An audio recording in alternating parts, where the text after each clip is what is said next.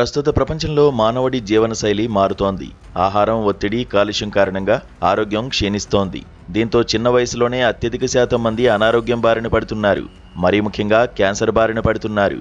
2030 నాటికి ప్రతి 10 మందిలో ఒకరికి క్యాన్సర్ వచ్చే అవకాశం ఉందని all India institute of medical sciences, AIIMS, Indian council of medical research, ICMR నిపుణుల నివేదికలు స్పష్టం చేస్తున్నాయి.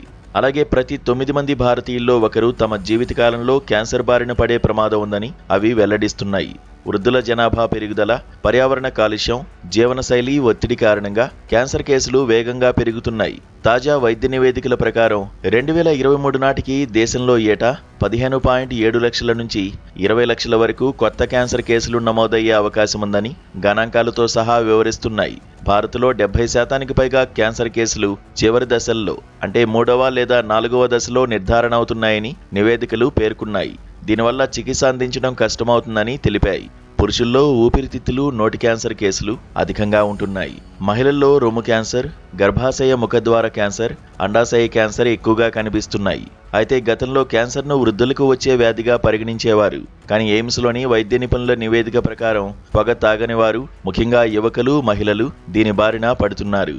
తీవ్ర వాయు కాలుష్యం, పోషకాహార లోపం, మానసిక ఒత్తిడి క్యాన్సర్ వచ్చేందుకు ప్రధాన కారణం అవుతున్నాయని నివేదికలు స్పష్టం చేశాయి.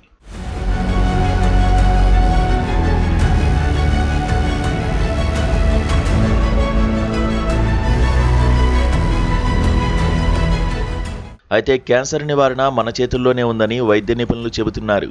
చిన్న చిన్న నిర్ణయాలతో పెద్ద మార్పులు తీసుకురావచ్చు. క్యాన్సర్ను పూర్తిగా నివారించలేనప్పటికీ సరైన జాగ్రత్తలతో దాని ప్రమాదాన్ని గణనీయంగా తగ్గించవచ్చు. భారత్లో దాదాపు 40 నుంచి 50% క్యాన్సర్ కేసులు కేవలం పొగాకు వాడకం వల్లే వస్తున్నాయి. సిగరెట్లు, బీడీ, గుట్కా మానేయడం, మద్యం సేవించడాన్ని తగ్గించడం ద్వారా ఈ సమస్యను నివారించవచ్చు.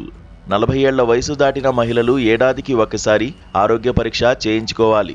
ముఖ్యంగా రొమ్ము క్యాన్సర్, గర్భాశయ ముఖద్వార క్యాన్సర్ స్క్రీనింగ్ చేయించుకోవాలని సూచిస్తున్నారు. క్యాన్సర్ను ప్రారంభ దశలో గుర్తిస్తే 100% నయం చేయవచ్చని వైద్య నిపుణులు స్పష్టం చేస్తున్నారు. క్యాన్సర్ చికిత్స చాలా ఖరీదైనది. దీనికి లక్షల రూపాయల ఖర్చు అవుతుంది. దీంతో ఈ వ్యాధి వస్తే చాలా కుటుంబాలు తమ ఆస్తి, భూమి లేదా పొదుపు చేసిన నగదును అమ్ముకోవాల్సి వస్తుంది. ముందుగానే సరైన ఆర్థిక ప్రణాళిక ఉంటే ఈ ఆర్థిక ఇబ్బందిని నివారించవచ్చని సూచిస్తున్నారు. క్యాన్సర్ చికిత్సకు కీమోథెరపీ, రేడియేషన్, శస్త్రచికిత్సతో పాటు ఖరీదైన మందులు అవసరం. దీనికి 10 లక్షల రూపాయల నుంచి 50 లక్షల రూపాయలు లేదా అంతకంటే అధికంగా ఖర్చు కావచ్చు. సరైన ఆరోగ్య బీమా చేసుకుని ఉంటే ఆ ఆర్థిక భారాన్ని నివారించడంలో మీకు సహాయపడుతుంది.